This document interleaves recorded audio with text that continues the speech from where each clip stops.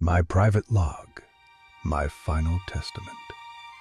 Let these words be the only truth left standing when the gilded spires of Hive Primus finally crumble into dust. Let them be a warning, or perhaps an epitaph, for a soul that sought to climb, and instead found only the abyss. My name was Lady Elara Vayne, and this is the story of how I damned us all for the sake of a perfect reflection. It began, as all great tragedies do, with a suffocating sense of peace. The age of apostasy, the reign of blood. These were just cautionary tales whispered by my tutors, ghosts of a frantic past, meant to frighten a bored child into piety. My reality was the unending, ossified tranquility of the governor's palace. My husband, Marius Vayne, was a good man, a term which, in the lexicon of the imperial nobility, means he was predictable, unimaginative, and utterly devoted to the preservation of the status quo. He governed the billion souls of this world with the same bland competence a factorum overseer might manage a production line. Quotas were met, tithes were rendered, and the great machine ground on. And I, his wife, was its most polished, most useless ornament. My days were a gilded cage of diplomatic luncheons and ceremonial appearances. I floated through halls of marble and gold, my smile a carefully maintained mask, my words a script of pleasantries and deflections. I watched the power plays of the administratum, the barely veiled threats of the ministorum clergy, the avaricious glint in the eyes of merchant gilders, and I understood it all. I saw the levers of power, the fulcrums of influence, the subtle weaknesses in the armor of every man and woman who bowed to my husband. I saw how this world could be shaped, bent, perfected. But I was merely the governor's wife. My counsel was a novelty, my insights a charming parlor trick.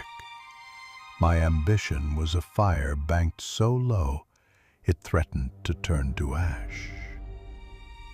I remember one evening with particular clarity. The grand refectory was suffocating in the scent of rare Zeraphine incense and roasted grocs. The light from the crystal chandeliers glittered on the medals of a dozen pompous naval officers and the jeweled collars of their vapid consorts. Marius was droning on about promethium yields, his voice a dull hammer against the anvil of my skull. I was seated next to a prelate from the ecclesiarchy, a man whose face was a roadmap of pious self-denial, but whose eyes lingered on the serving girls with a hunger that was anything but holy. The boredom was a physical thing, a pressure behind my eyes, a leaden weight in my limbs. I felt like a specter at my own feast, a ghost in the machine of my own life. It was on that night of exquisite tedium that Captain Valerius of the rogue trader vessel Stardust Drifter made his entrance. He was a breath of unrecycled air in our sterile world, a man who smelled of ozone and void sail and alien suns. He was all charisma and sharp, predatory smiles, his uniform a bespoke mockery of naval regulations, adorned with trinkets of Xenos origin that would have given our prelate an apoplectic fit. He presented my husband with a casket of rare amasec and a data slate confirming a profitable trade route in the Calixis sector. For me, he had something else. For the Lady Elara, he said, his voice a low purr that cut through the surrounding din. a trifle from the halo stars. They say it shows you what you truly wish to see. His men brought forward a tall, narrow object shrouded in void cloth. When they unveiled it, a collective gasp rippled through the nearby guests. It was a mirror, but unlike any I had ever seen. It was not silvered glass, but a sheet of what looked like polished, solidified quicksilver, fluid and yet utterly still. The frame was not wood or precious metal, but a seamless, interlocking spiral of a material like obsidian, carved with patterns that seemed to shift and writhe at the edge of my vision. They were intricate, non-Euclidean, and looking at them for too long made my head ache. It was cold to the touch, a deep, cellular cold that had nothing to do with the palace's climate control. Marius, ever the pragmatist, scoffed. "A curious piece of Xenos craft, Captain. Its value is aesthetic, I presume?" "Of a kind, Lord Governor," Valerius replied, his eyes never leaving mine. "The greatest art, after all, is the art of possibility." I saw the prelate make a warding sign. I heard the whispers begin. Xenos, heretical, unclean. But I felt drawn. The mirror seemed to drink the light of the room, to quiet the noise around it. In its strange, dark surface, I saw our grand hall reflected, but it was subtly altered. The colors were richer, the shadows deeper. The faces of the guests seemed less like masks and more like caricatures of their own greed and folly. And in the center of it all, my own reflection looked back, not with the practiced placidity I wore, but with a gaze of profound, aching hunger. Marius had it sent to my private chambers, more to placate a valuable trade partner than to indulge me. He dismissed it as dangerous clutter, another piece of Valerius's flamboyant theater. I think, in his own dull way, he was right to be wary. He just lacked the imagination to understand what the danger truly was. For 3 days I left it covered. I went about my duties. The memory of its cold touch and the disquieting patterns of its frame, a constant hum beneath the surface of my thoughts. I was wrestling with a lifetime of conditioning, the ingrained fear of the alien, the unknown, the unsanctioned. But the cage felt smaller than ever, the gilded bars more constricting. My husband was facing a difficult negotiation with the Hydran water guilds, a powerful consortium that controlled the Hives' purification and recycling systems. They were demanding tariff exemptions that would cripple our tithes. Marius was flustered. His advisors offered the same tired solutions, threats or concessions. And I saw the path, the elegant, surgical strike that would bring them to heel. I explained it to him. A strategy of leveraging their hidden debt to an off-world banking house, a fact I had gleaned from a passing comment at a gala months ago. He had patted my hand and said, "Leave the stratagems to me, my dear. Your mind is too fine for such ugly matters." That was the turning point. The casual, unthinking dismissal. The confirmation that my intellect was, to him, just another pretty accessory. That night, I entered my chambers and bolted the door. The air was still and silent. With trembling hands, I pulled the void cloth from the mirror. There it stood, a slice of silent midnight against the silk-paneled walls. I approached it slowly, my reflection solidified from the mercurial depths. It was me, Elara Vayne, in my night silks, my face pale and drawn. But as I watched, something shifted. It was impossibly subtle. The line of my jaw in the reflection seemed firmer, more resolute. The weariness around my eyes lessened, replaced by a sharp, calculating intelligence. My reflection held itself with an authority I had only ever dreamed of. It was me, but perfected. The me I was supposed to be. The me I could be, if the world were not arranged to prevent it. My breath hitched. I leaned closer, my hand outstretched. My fingers touched the cold surface, and in the reflection, my doppelganger's fingers met them. But there was no sensation of glass. It felt like touching still, frigid water. I thought of Marius's problem, of the intransigent Hydran guilds. I picked up the data slate from my desk, its screen glowing with columns of figures and legal jargon. Holding it, I looked back into the mirror. I saw my reflection holding the slate, her eyes scanning the text. And I saw something mine did not. In the mirrored text, certain phrases, certain names, seemed to pulse with a faint internal light.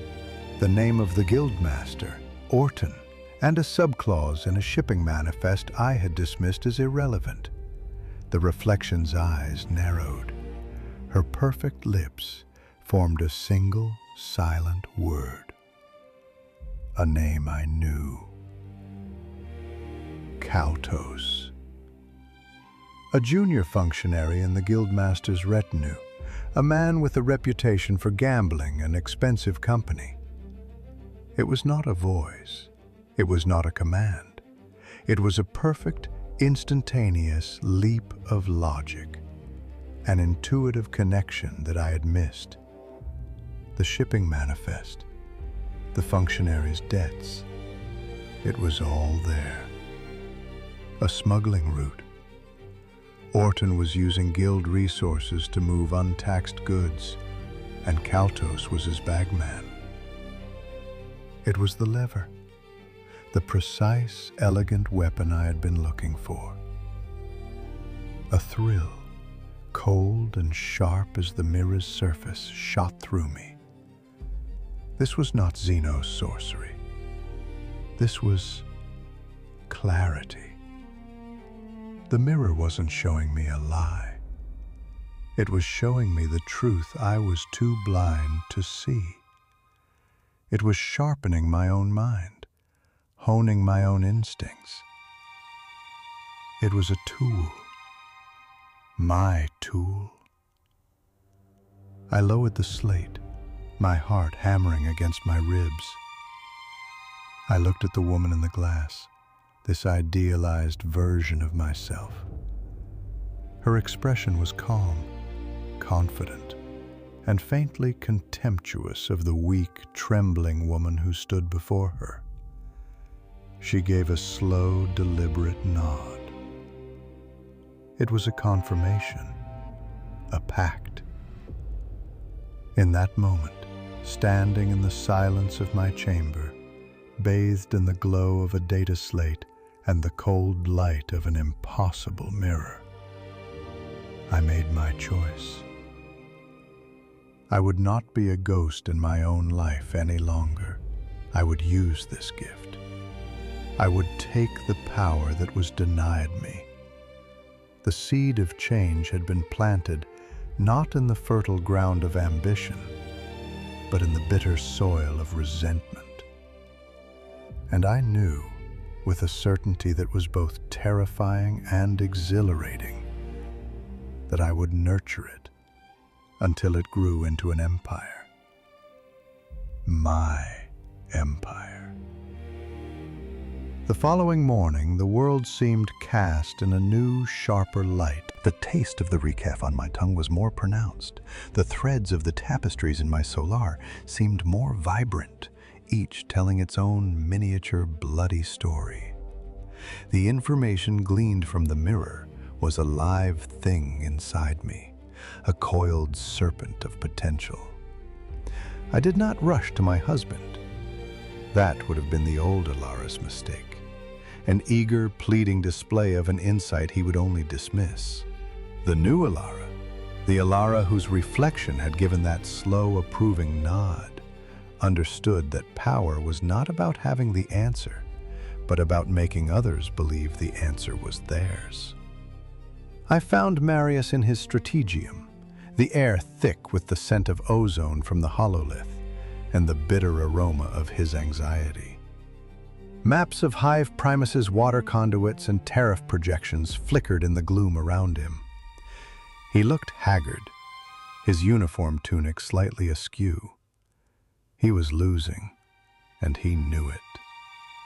I approached not as a wife, but as a concerned, slightly helpless observer. I brought him a glass of chilled amasec and smoothed the collar of his tunic. A simple wifely gesture. The Hydran guilds are still proving intractable, he sighed, running a hand through his thinning hair. They are proud men, my love, I said, my voice a soft murmur. I let my fingers trace the glowing blue line of a primary aqueduct on the hololith. They guard their secrets closely. It is a shame their guildmaster Orton is so singularly focused. A man like that often has vulnerabilities, distractions. I let the word hang in the air. Marius grunted. His record is clean. The Adeptus Arbites watch the guilds like hawks. Of course, I said, turning from the map and giving him a placid smile. But hawks see the broad movements, not the worms beneath the stones. What about his underlings? Men of lesser character are often the key. A junior functionary, perhaps. Someone with expensive tastes. I didn't mention Kaltos. I simply painted the shape of a man, a shadow, and let Marius's mind fill in the details. I had learned from the mirror, you do not give orders, you create the conditions for the desired outcome. I watched his eyes, the subtle flicker as his mind, prompted, began to work along the path I had laid. Kaltos, he muttered, more to himself than to me. His name came up in a security brief last year. Suspected gambling debts. Did it? I feigned mild surprise. How interesting. And I suppose smuggling requires men who are not afraid of debt. I gestured vaguely to a shipping manifest on his desk, the very one I had held before the mirror. Untaxed goods must move somehow, perhaps through conduits not meant for them. I saw the connections lock into place behind his eyes, the dawning comprehension. He looked at me, truly looked at me, for the first time in years. There was not suspicion in his gaze, but a newfound, startled respect. He believed the insight was his own, a brilliant piece of deductive reasoning sparked by my gentle, feminine prompts. That day, Marius Vayne broke the Hydran Water Guild. He did not use threats or concessions. He used a single, quiet message, delivered to Guildmaster Orton, that contained two names, Kaltos and the registration number of a cargo hauler listed on an obscure shipping manifest. The guilds capitulated within the hour. That evening, Marius celebrated. He praised my woman's intuition, my uncanny insight into human character.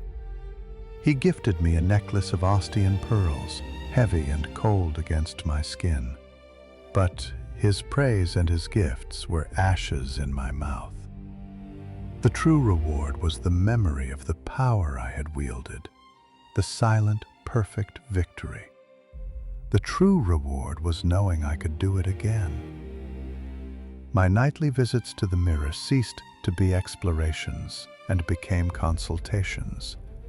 It was my silent partner, my confessor, my sole advisor in a court of fools. I would stand before it, data slate in hand, and my perfected self would guide my eyes, highlighting a line of text with an imagined shimmer, drawing my attention to a courtier's nervous tick in a picked recording, weaving connections I would never have seen on my own. I became the ghost in the machine of my husband's government.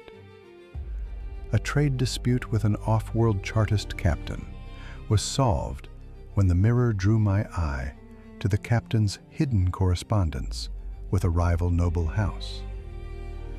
A nascent food riot in the lower hive was averted when my reflection's gaze lingered on a picked capture of a factorum overseer, a man I then suggested for routine questioning, who confessed to hoarding grain to manipulate prices.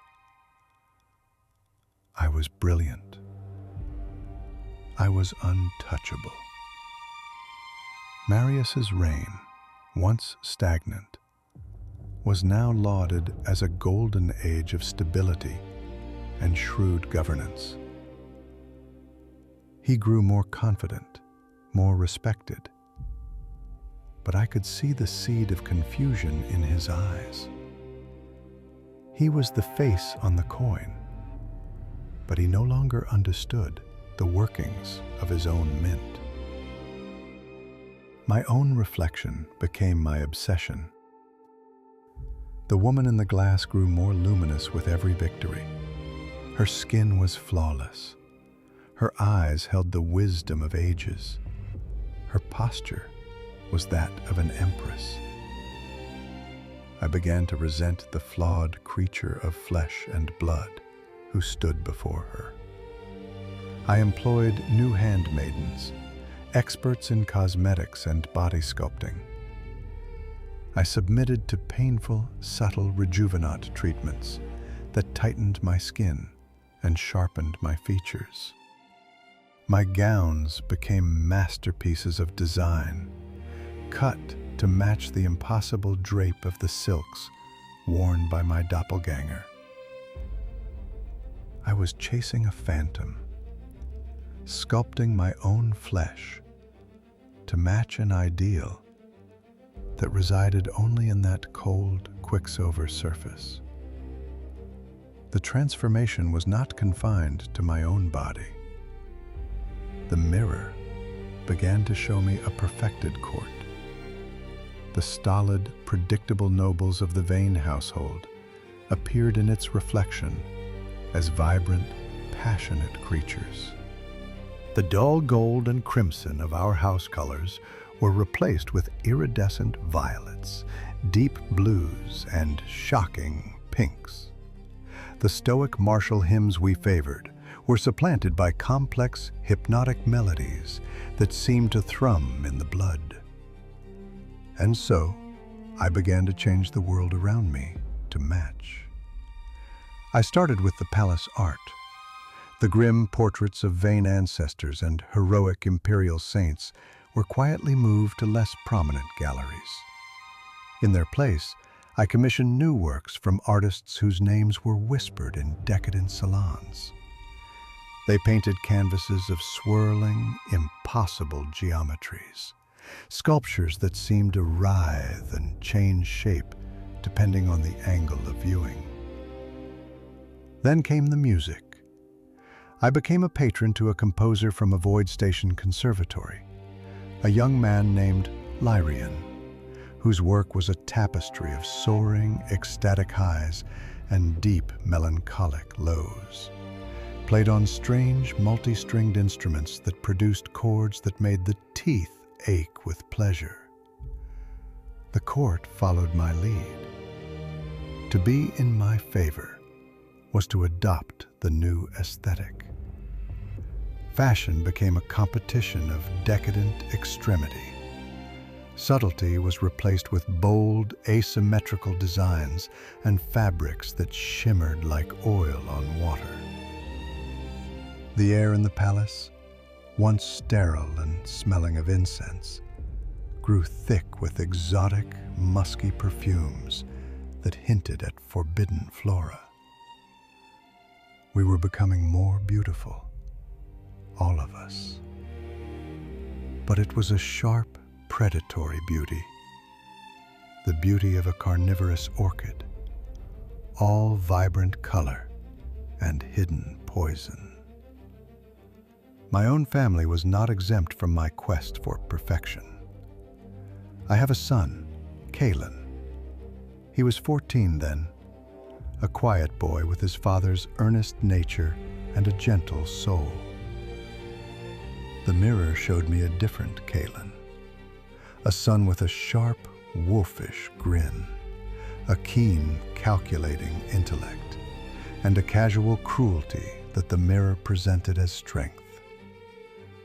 I saw this reflected boy outmaneuvering his tutors, setting rivals against each other, commanding respect through fear. This, the mirror whispered without a voice, was a worthy heir. My Kalen was a flaw. I dismissed his kindly old tutors, men who had served our house for generations, and replaced them with disgraced scholars and cynical ex-military strategists.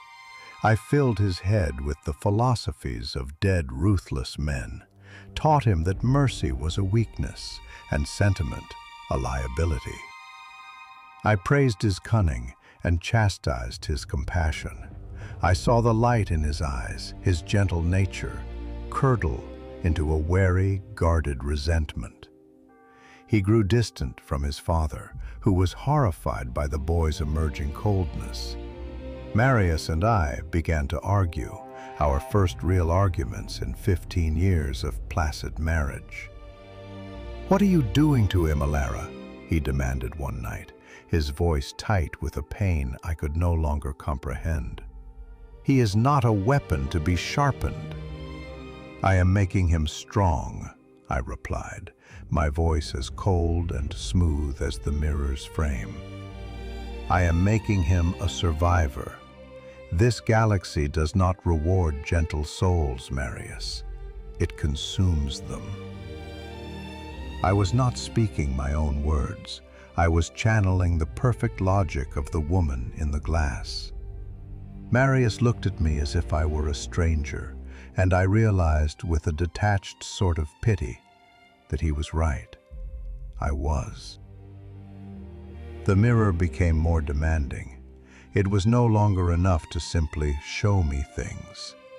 A presence was beginning to coalesce behind the silvered surface. I could feel it, a vast and ancient consciousness, patient, amused, and utterly female. My reflection was no longer just an idealized me. It was a mask for the entity that lived within the glass. The communication became more direct. It would fill my mind with sensations when I pleased it, a wave of ecstatic warmth, the phantom scent of an impossible flower, a chord of Lyraean's music playing only in my head.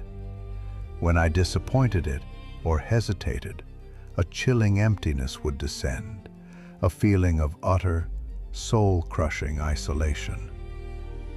I was its instrument, and it was tuning me. I became isolated, trusting no one but the silent presence in my chambers. The members of my court were dolls to be rearranged. My son, a sculpture to be carved. My husband, an obstacle to be managed. The reflection showed me treachery everywhere. A sideways glance from a lady-in-waiting was revealed as a plot to usurp my position. A polite disagreement from a council member was a precursor to treason. I dismantled my own social circles with surgical precision, guided by the paranoid visions in the glass. I ruined reputations with whispered rumors, engineered political downfalls with planted evidence. The court became a nest of vipers, all coiled around me, their fangs directed outward at my command. But I knew they would turn on me the moment my power waned. The fear was a constant, cold companion. A fear only assuaged by gazing into the mirror and seeing my perfect, untouchable reflection smiling back. The turning point, the moment the final gilded screw of my cage was tightened, came with the prelate, the same pious, lecherous man from that first dinner party. He had watched the palace's transformation with growing alarm. He saw the decadent art, heard the blasphemous music, and smelled the heresy in the air. He began a quiet investigation, his agents asking questions about Captain Valerius and the origins of the strange mirror in my chambers. One night, I stood before the glass, my mind churning with this new threat. I was explaining the problem to my reflection, whispering my fears to the silent room. The reflection listened, her expression unreadable. Then, it showed me a vision. It was not a subtle hint or an intuitive leap. It was a moving, crystalline clear image within the mirror's depths. I saw the prelate in his private chapel, kneeling before a gilded aquila. I saw a shadow detach itself from the wall behind him. I saw the glint of a stiletto blade, thin as a needle. I saw the prelate slump forward, a perfect single drop of crimson blooming on the back of his white robes. The image was not violent or chaotic. It was clean, silent, and aesthetically perfect. It was a solution. When the vision faded, my reflection was looking directly at me. Her perfect face was serene, but her eyes held a new light, an expectant hunger. For the first time, she communicated a direct desire. It flowed into my mind not as a thought, but as a feeling, a cold, deep thirst. The vision was not a suggestion, it was a price. The mirror had given me everything: power, beauty, influence. Now, it wanted a gift in return, an offering. The blood of a man who stood in the way of perfection. I stared at my own face, my perfect face, and saw the monster I was becoming. A part of me, the old Elara, screamed in silent, abject horror. She was terrified, repulsed, desperate to shatter the glass and flee. But another part of me, the new Elara, the woman who had tasted true power and remade her world, felt a different emotion entirely. A thrill. The ecclesiarchy was a pillar of the old world, the world that had kept me in a cage. To strike at it, to remove this obstacle with such elegant finality, it was the ultimate expression of my will, of our will. My reflection raised a single perfect finger and touched her perfect lips, a gesture of shared conspiracy. A wave of ecstatic pleasure washed through me, a reward for the decision I had not yet even voiced. The horror was still there, a dying ember in the core of my soul, but it was being smothered by the intoxicating promise of this final, perfect transgression. I turned away from the mirror, my heart a cold, heavy stone in my chest. I walked to my communications console, my movements stiff and automatic. I knew who to call. I knew a man in my household guard, a man whose gambling debts and dark appetites the mirror had shown me long ago. A man who would do anything for the right price. This was no longer a game of politics and influence. I was arranging a murder, an offering to the echo in the glass, a sacrament to seal my damnation. And as I sent the encrypted message, I could feel the mirror at my back, cold and silent, and utterly, utterly pleased. The prelate's death was announced at dawn. The official story, crafted by my husband's trembling scribes, was a tragic accident, a fall in his private chapel, a fatal blow from a heavy censer. But the court knew.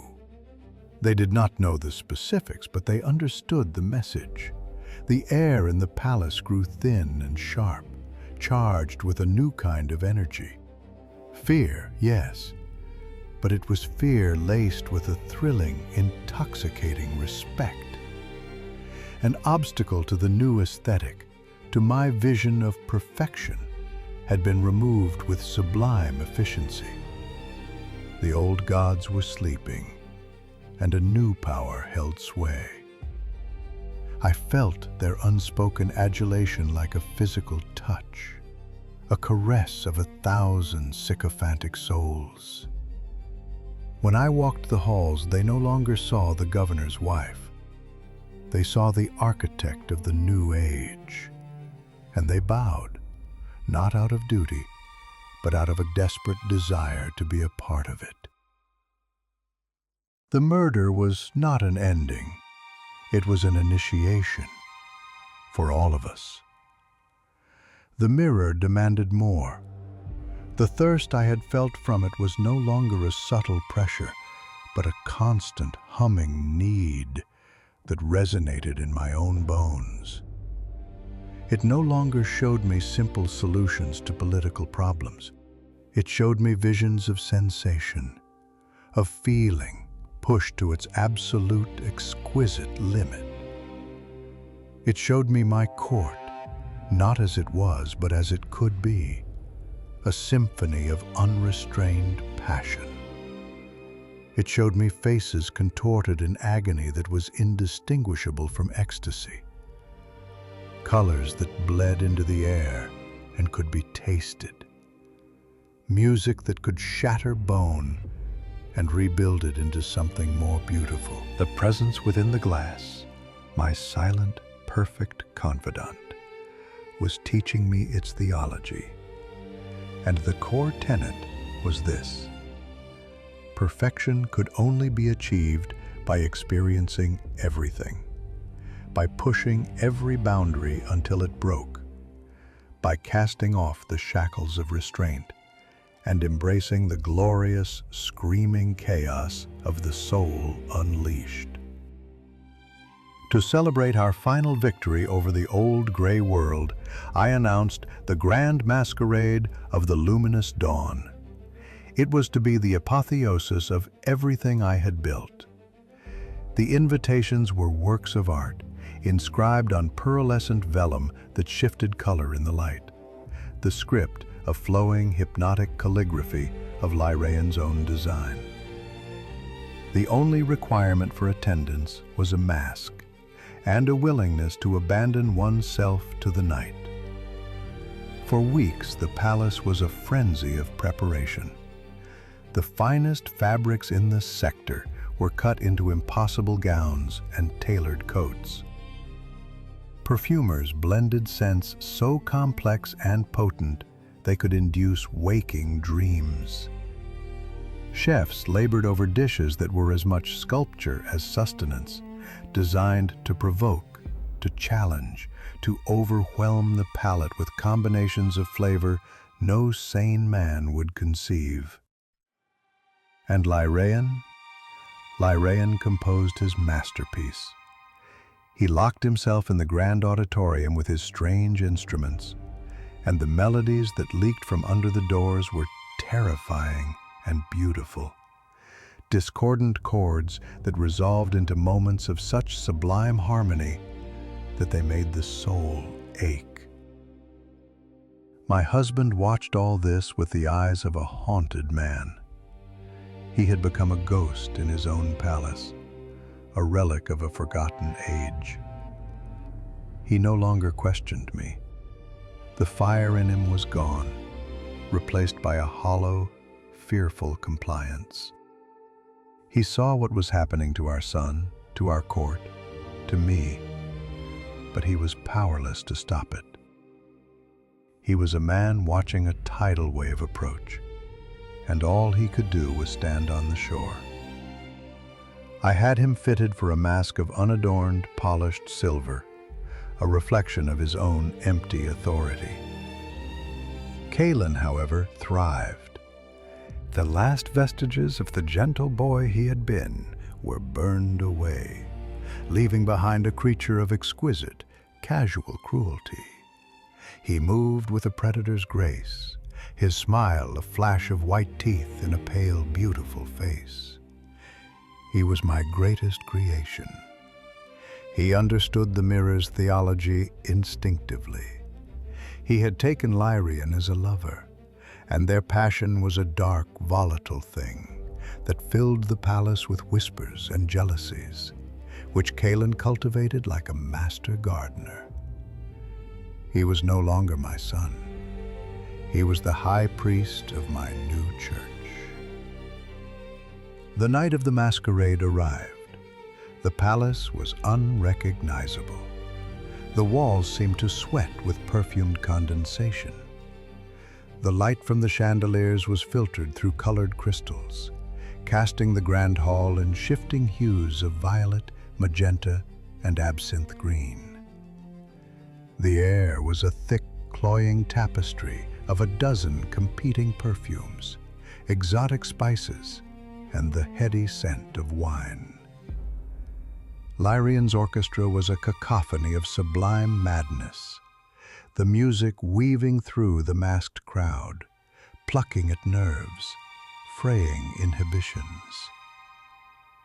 The nobility of Hive Primus was there, their faces hidden behind masks of ivory, obsidian, and jewel-encrusted gold. They were peacocks, serpents, angels, and beasts, their true selves unleashed. I made my entrance at the peak of the revelry. My gown was a cascade of black silk that seemed to drink the light, embroidered with patterns that mirrored the frame of my looking glass. My mask was a perfect, featureless oval of polished obsidian, a void where a face should be. A path cleared before me. The dancing, which had already been wild, became frenzied, orgiastic. The nobles shed their partners and their pretenses, moving with a desperate, hungry energy. I saw a duchess, a woman known for her icy piety, locked in a brutal, biting embrace with one of my household guards. I saw a trade baron on his knees, weeping with joy as he lapped spilled wine from the marble floor. I saw my son, Kaelin, his mask a snarling silver wolf, standing on a balcony overlooking the madness. He held a live songbird in one hand. With a lazy, deliberate grace, he plucked its feathers one by one, letting them drift down onto the dancers below. His eyes alight with a connoisseur's pleasure at the perfect, tiny screams of the creature. He met my gaze through his mask, and he gave a slow, reverent nod. This was my world. This was my perfected court. I found Marius standing alone by a pillar, his silver mask a blank slate of misery. He watched the debauchery with dead eyes. "This is not beauty, Elara," he whispered, his voice hoarse. "This is a sickness." "It is life, my love," I replied, my voice muffled by my mask. Unrestrained, unafraid. You simply forgot what it felt like. I left him there, a monument to his own failure, and retreated to my chambers. The mirror was waiting. The sounds of the party, the screams and the laughter, and the sublime, maddening music filtered through the door. I stood before the polished quicksilver surface and removed my mask. My reflection stared back, but it was not the perfected Elara I had grown to love. The change was absolute. The skin was impossibly pale, stretched taut over sharpened cheekbones. The eyes were huge, liquid black pools of ancient knowledge and insatiable hunger. The lips were painted a bruised purple, and when they smiled, they revealed teeth like tiny, perfect needles. A single elegant horn of polished bone spiraled from her temple.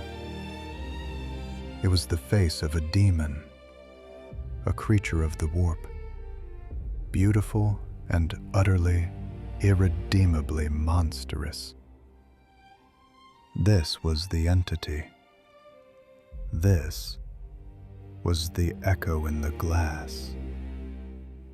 She had shed my face like a snake sheds its skin. I felt no fear. The screaming, horrified part of me, the old Elara, had finally died. All I felt was recognition, a sense of coming home. I had not been crafting my reflection. It had been crafting me. Every choice, every ambition, every small act of vanity and cruelty had been a brushstroke, painting its image onto my soul. The reflection, this demon of perfect sensation, slowly raised its hand. It was not a gesture of greeting. It was a beckoning. It was an invitation to step through, to cast off the last of my mortal flesh and become one with the perfection I had so craved. The mirror's surface began to ripple, the way still water ripples when a stone is dropped into it. The air in the room grew thick, vibrating with an unseen energy. The barrier between worlds was dissolving. It was in that moment of impending apotheosis that the first explosion shook the palace to its foundations. The screaming from the grand hall changed in timbre, from ecstasy to raw terror.